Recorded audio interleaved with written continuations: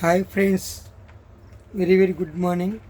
పరిపాలన అంటే మన పెద్దవాళ్ళు చెప్తారు, శ్రీకృష్ణదేవరాయలులా పరిపాలించాలి, లేకపోతే శ్రీరామచంద్రుడిలా పరిపాలించాలి, లేకపోతే రావణుడిలా పరిపాలించాలి అని చెప్తారు. రావణుడు కూడా బెస్ట్ ఆఫ్ ద బెస్ట్. రాముడి కంటే గొప్ప శక్తివంతుడు, మంచివాడు. ఒక స్త్రీతో వ్యామోహంతో అతను మరణించడం జరిగింది.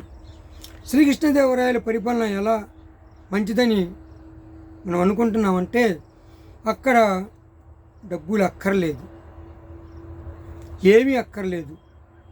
మరి వాళ్ళు ఎలా తిండి గడుస్తుంది అంటే, ఒక రైతు ఏమైతే పండిస్తాడో ఆ రైతు ఇంటిని తీసుకొచ్చి ఒక అంగడి లాంటిది ఉంటుంది. ఆ అంగడిలో ఇతను ఏవైతే పండించాడో ఆ పంటని అక్కడ పెట్టి అక్కడ అంగడిలో ఏమైతే ఇతనికి అవసరమో అవి తీసుకెళ్ళిపోయేవాళ్ళు.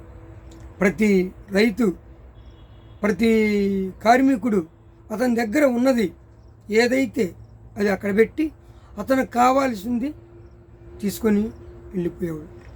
అలాంటప్పుడు మరి డబ్బు ఎందుకు? మనిషి తినటానికే కదా. అన్ని సౌకర్యాలు ఉన్నప్పుడు నేను పంట పండిస్తా, ఇంకొకడు వస్తువు తయారు చేస్తాడు, ఇంకొకడు నీటిని తీసుకొచ్చి అక్కడ పెడతాడు.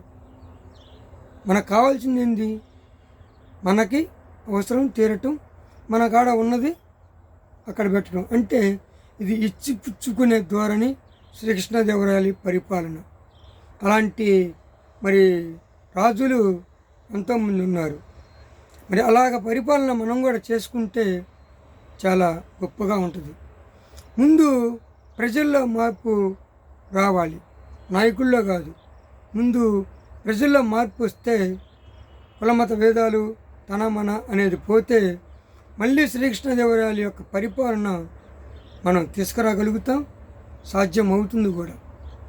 మరి ఇలాంటి పరిపాలన కోసం అందరం మరి సహకారాలు అందించి మళ్ళీ శ్రీకృష్ణదేవరాయలు పరిపాలిస్తున్నాడు మన ఆంధ్రప్రదేశ్ని అని మరలా అని యొక్క గుర్తుల్ని, జ్ఞాపకాలను గుర్తు చేసుకుందామని నేను ఈ యొక్క శ్రీకృష్ణదేవరాయల పరిపాలన తీసుకొస్తున్నా. కొంతమందికి తెలీదు శ్రీకృష్ణదేవరాయల పరిపాలన the best of the best. మనం నాయకులు కూడా అంటారు కొంతమంది, శ్రీకృష్ణదేవరాయలు పరిపాలించినట్లు పరిపాలిస్తున్నాడు అని. కాబట్టి శ్రీకృష్ణదేవరాయలు మంచి రాజు. మరి ఈ వీడియో చాలామంది చూసి ఇలాంటి ఎప్పుడో జరిగిన సంఘటనలు మళ్ళీ నేను మీకు తెలియజేస్తున్నందుకు నా వీడియోలు లైక్ చేయండి, షేర్ చేయండి, సబ్స్క్రైబ్ చేసుకోండి. మరి గేమ్లో గోలు కొట్టు, గుడిలో గంట కొట్టు, మన వీడియోలన్నిటికీ లైక్ కొట్టు. బాయ్.